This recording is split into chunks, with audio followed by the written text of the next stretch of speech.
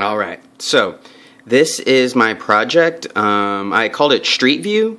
It's for obvious reasons. It's easy to kind of tell why it's called that. But what I was going for was basically kind of like a 3D in-depth view of what a street view would look like if you're walking down the street. I want it to seem like you could just walk into this Cornell box and you'd be in a city environment.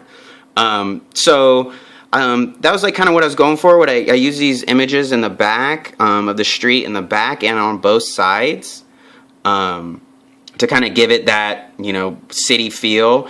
The 6 pieces that I used, I think I actually used more than that, was the bird, the business card, the clouds here, which is like cotton stuffing, this bubblegum wrapper, bottle cap, and the pen and pipe cleaner and the button are what make up the street light.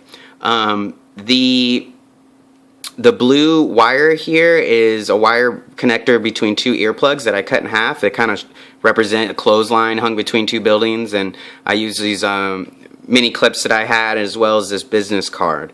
The overall look I was going for with some of this is I wanted to, like I was saying, to have depth with elements in the foreground and in the background.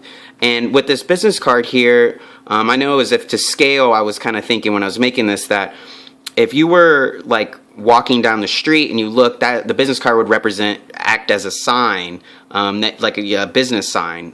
That's kind of what I was going for with that. I know the scale doesn't quite work, but I do have elements in the foreground and background here. The clouds here are hanging from different areas to kind of give it some extra depth, as well as the bird here. I was kind of looking for the bird to kind of capture your kind of eye at first, and then the bird's kind of the first thing you see, and then you're kind of walking down the street, and there's the sign and that you would see, and down the road is a trash can. That was very much trying to get a 3D feel, and I think it worked. I think it worked. It's not perfect by any means, but I think it did come across that way. And then some of the limitations that I had here was kind of the space as well. I didn't want it to be like, I felt like I could have made it in depth more if my box was deeper, even though it is fairly deep. And then obviously the amount of objects that you have, and I really wanted to use the ones that I kind of found.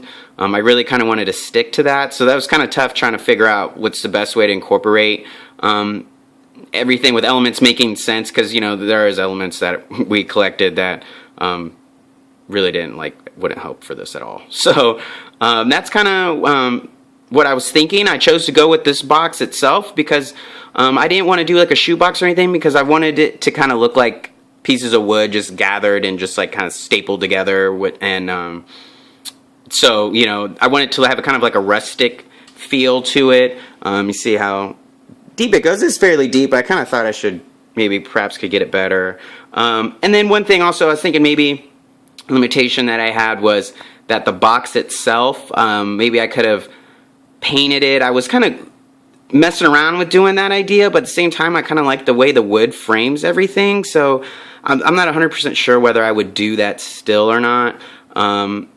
But yeah, those are my pieces, and I believe I kind of chose the things obvious too. The more important pieces were what I wanted to rank as, like the bird song thing. I really wanted that to kind of stand out, so I chose to kind of use that in the front as like hierarchy, and then the clouds were just kind of extra bits and pieces, and kind of the whole thing kind of in a way kind of revolves around the street light, the bird, and the business sign. So those are kind of the things that I have it kind of going around, and that's the hierarchy I used, and I think it came out okay.